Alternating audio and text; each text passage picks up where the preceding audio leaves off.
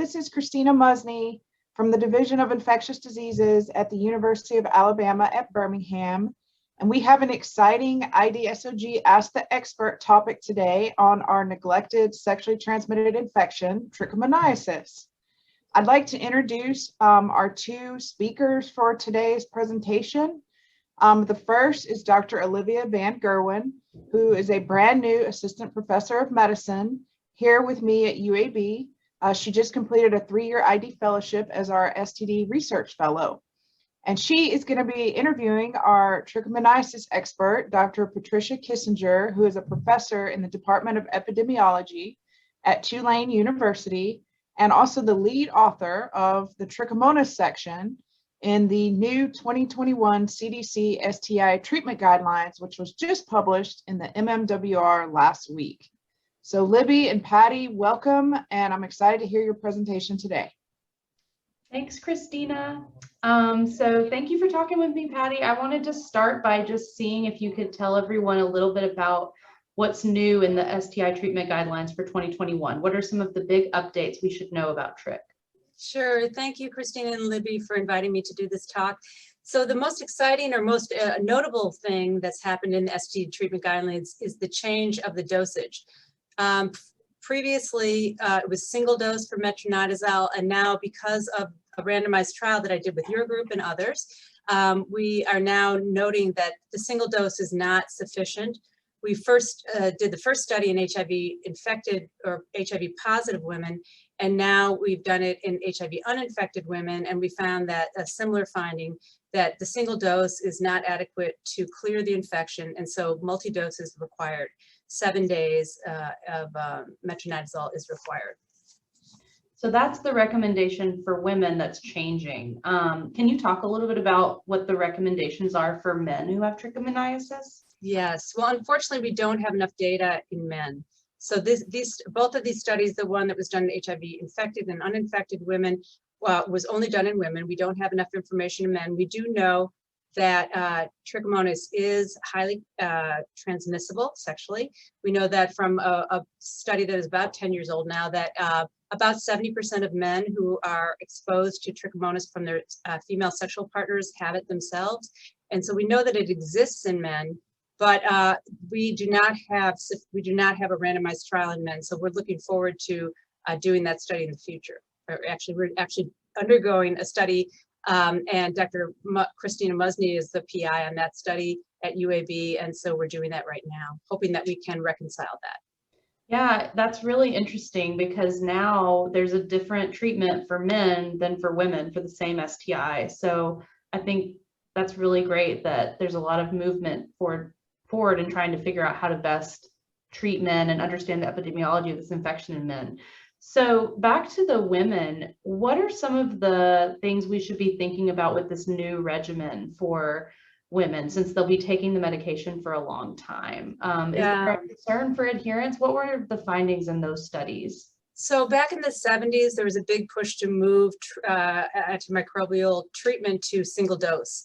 And so there have been some studies that were done. The studies were not well powered and found that single dose was adequate, but they were not well powered. So now we know that that's not the case, that a single dose of metronidazole does not get at the reservoir of infection, doesn't penetrate the tissue adequately. So metronidazole in a single dose is not adequate, and we need a multi-dose. So the considerations now, of course, are going to be adherence to the medication. It's tough for people to take medication twice daily for 7 days. So we'll need to get some implements to remind women to take all their medicine. Cool. And then, of course, there's the dissociation between what they're getting and their sexual partners may be getting single dose, which may be confusing, and the messaging may be difficult because there's both of the people, anyone in the sexual network should not have sexual exposure until all partners are treated, and until that time. And so when you have a dissociation between what women have and what men have, that can be problematic. And so we really do need those studies on men to find out if we should have a similar recommendation for men. Absolutely. So with the women, what are some of the tolerability concerns with metronidazole? I know that for a long time we've learned that taking alcohol and metronidazole at the same time can be problematic. And I know that in the guidelines, we speak a little bit to that. Can you comment on the association with metronidazole and alcohol use being problematic? Yeah, for ever since trichomonas has been around and treated by metronidazole, I think people have said that metronidazole can cause an antabuse-like reaction. So, but this data was based on really anecdotal studies, case reports, really it was never systematically examined. And so when you look at that actually they both compete, metronidazole and both compete for the metabolism alcohol. So we now have a better understanding that it may be the effects of the alcohol itself that are causing some of these reactions, and it's not really that it's the metronidazole. So now we're saying that metronidazole, others who are working in BV and trichomonas are saying that, and clinicians have plenty of data that say that it is okay to give metronidazole if people are drinking alcohol, because that was a big barrier. I think a lot of women and men wouldn't want to go on that medication because they didn't want to refrain from drinking alcohol. Yeah, especially going from a single dose to 7 days for some women. I think that's a really important thing to discuss with patients, and I'm glad it's in the new guidelines. Mm-hmm. Can you talk a little bit about, with men and women who are infected with trichomoniasis, if there's any role for expedited partner therapy when we have a person that comes in and may have a partner that needs to be treated? I know that is practiced in some places for some infections, but what are your thoughts there? Yeah, I think Trichomonas vaginalis was one of the first STIs where EPT was given, expedited partner treatment was given.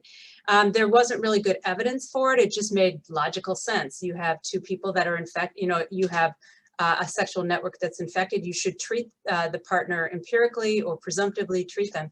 So we did a randomized trial, it was many years ago, it was about 15 years ago, and we failed to find an association between expedited partner treatment for trichomonas. But I think what was happening is we were using the single dose. And so I do think that a lot of it was actually treatment failure rather than reinfection. So you really have to dissociate. When you get a repeat infection, you have to know the origin of it. Was it actually a treatment failure or was it a repeat infection? If it's a repeat infection, it's EPT. If it's treatment failure, you have to give them more medication. So now that we know that more medication is needed of metronidazole, you can still give single dose of tinidazole, and now secnidazole has just been FDA approved for women. So that's a very exciting finding. Dr. Musny, and I think you worked on it too, Livy. So Christine and you both worked on it. So that will be, but they're much more expensive. So tinidazole and secnidazole are much more expensive medications.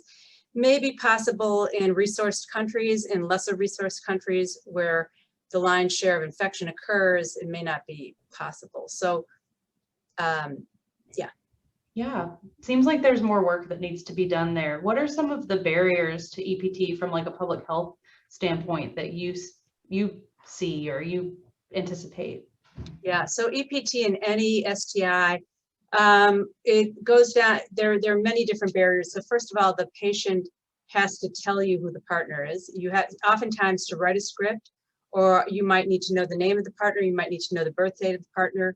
If you have the availability of the metronidazole and you can give them medicine to deliver to their sexual partners, that's easier, but oftentimes at clinics you don't have medication just there. So you have to write a script. So that can be a barrier. The patient has to explain it to the partner, and sometimes they don't want to disclose that they have a sexually transmitted infection. So there needs to be pretty intensive counseling on that so that they know how they should advise. They're actually serving as sort of a medical healthcare professional, and so they have to be able to advise their partner. And also then the partner has to be willing to accept the medication. They may not. The other thing, structurally, there's issues with who's going to pay for that medication. So metronidazole is very inexpensive, but really you still have to have insurance to pay for it. And oftentimes insurance companies don't want to pay for it.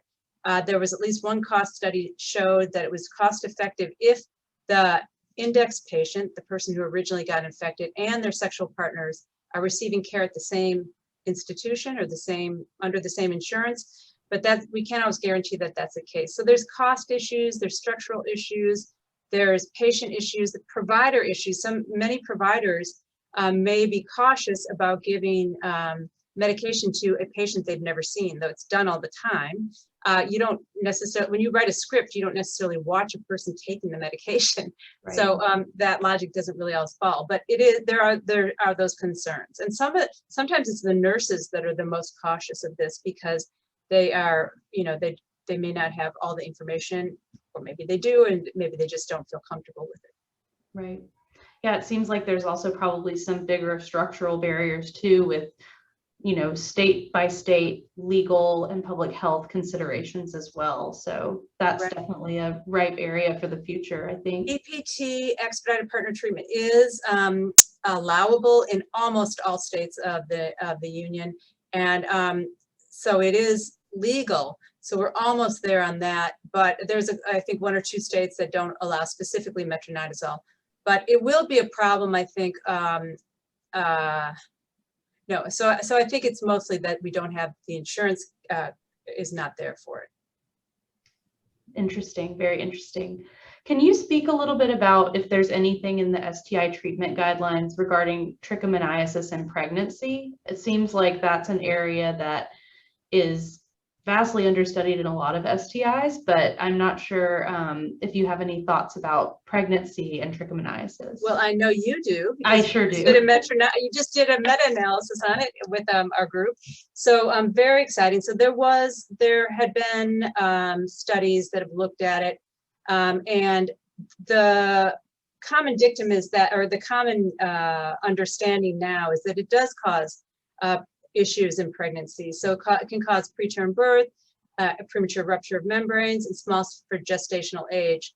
There was one meta-analysis that was done that didn't show one of those 3, but then your analysis that just came out had more studies to include, and so really has found, I wouldn't say it's completely robust, but it's definitely a statistically significant association. Now, whether treatment of that allays those problems and is still a question mark. Some of the studies that have been done are a little bit confounded, because you really need a randomized trial, and most of the studies have been observational studies, which a good observational study can be good, but in this situation they may have been a bit confounded. So the jury's still out on that. We need to know if treatment in pregnancy will reduce premature rupture of membranes, small for gestational age, and what was the other one? Low birth weight. Yeah, low birth weight. Thank you. Mm-hmm. And so that we still need to investigate those. And preterm delivery, that was the other one. Preterm delivery, right? Thank you. Yeah, and you know, one question is treatment in pregnancy going to improve outcomes or worsen outcomes? But also, in general, metronidazole is safe in pregnancy, correct? Right. There have been enough studies now, and metronidazole has been used for 60, 70 years. It's been used for a long, long time, and they really have not seen, it is a class B, which means that we've seen it, they've seen safety in animals. They haven't done any systematic studies in humans, but the meta-analyses that are coming out are demonstrating that there really is no undue harm. They're not necessarily showing that it's effective in treatment, but that's, like I mentioned before, because we may need a better design on a study. But yes, I think it's perfectly safe in pregnancy, and actually in any trimester. They used to think that in the first trimester you shouldn't give it. Now there's an understanding that in any trimester it's fine. Yeah, and that's pretty clear in the guidelines too. That's one of the few things that we can say for sure about treating trich in pregnancy at this time, I think. But it's a very exciting time in that, like you said, we found some really interesting findings in our meta-analysis. Definitely. Great. So shifting gears a little bit, you know, in the STI world, we talk a lot about reportable diseases, and I just want to have some of your comments about what you think is going on with trich not being a reportable disease. Well, I think there's a couple of reasons that it's not reportable. First of all, they use a rubric to figure out if a disease should be reportable. Is it frequent? Is it severe?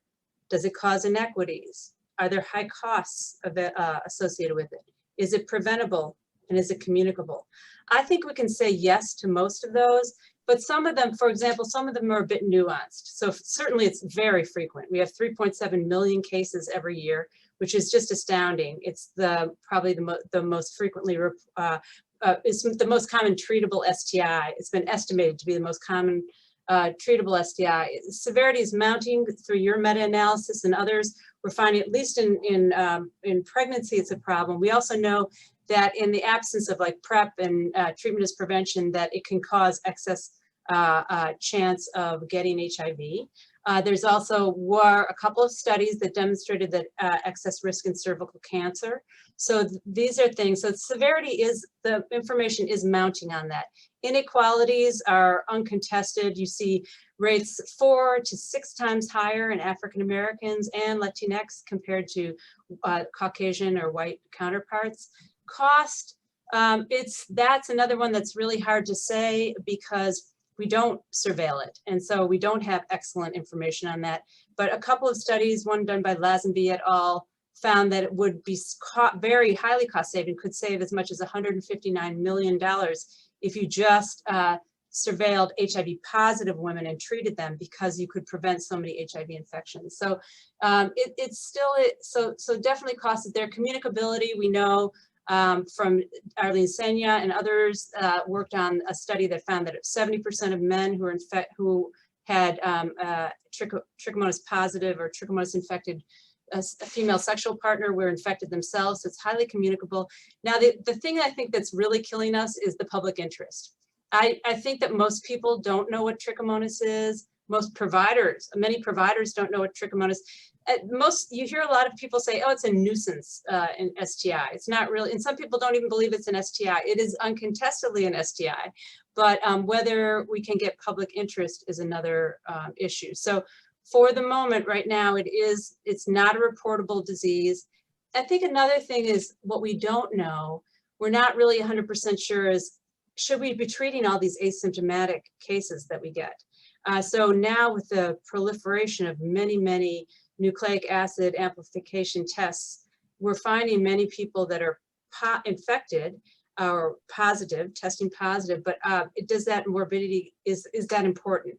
So that's, most of the studies have been done on, because there is no surveillance, most of it has been done on symptomatic infection. And so what we really need to know is, are the asymptomatic people, is that driving morbidity? Absolutely. Well, that's very interesting. Can you talk a little bit about what you think the future is as far as trichomoniasis research? Yeah, so right now I think that the study that we're conducting is a really important one to find out what is the proper treatment regimen for men. So men, their genitalia obviously different than women, and so we know that metronidazole really works well in men. Metronidazole, we're not 100% sure. Are we going to have the same issues of treatment failure as we did in women? You don't want to give people, responsible antimicrobial stewardship. You don't want to give more antibiotic than you need, but we do know in women you need to have more, or you need to give them tinidazole or secnidazole, a different, which is, that's very possible. You can do that. But for men, we don't know that. So that's a really important one. And as I mentioned before, gaining a greater understanding of the importance of asymptomatic trichomonas. Now there's even controversy asymptomatic chlamydia, but really in trichomonas, we have less knowledge of what's the importance of asymptomatic trichomonas. Absolutely. And especially in pregnant women, right? We know that there's implications for infection. So I think that speaks to better understanding of asymptomatic disease so that we can treat those women. And another thing unusual about trichomonas has an unusual epidemiology because you see higher rates in older women. Mm. So there may be something having to do with the hormonal composition in older women, but we do know that trichomonas, you can get an infection, it can stay there for a really long time without any symptoms. Is that important? Should we care about that? Well, maybe if it causes cervical cancer, maybe we should, but we don't. We need more information on that. Is that important in older women? And certainly if you have bacterial vaginosis, that's going to place you at higher risk for trichomonas and vice versa. So I think that those are some of the other things that we need to know about. Absolutely.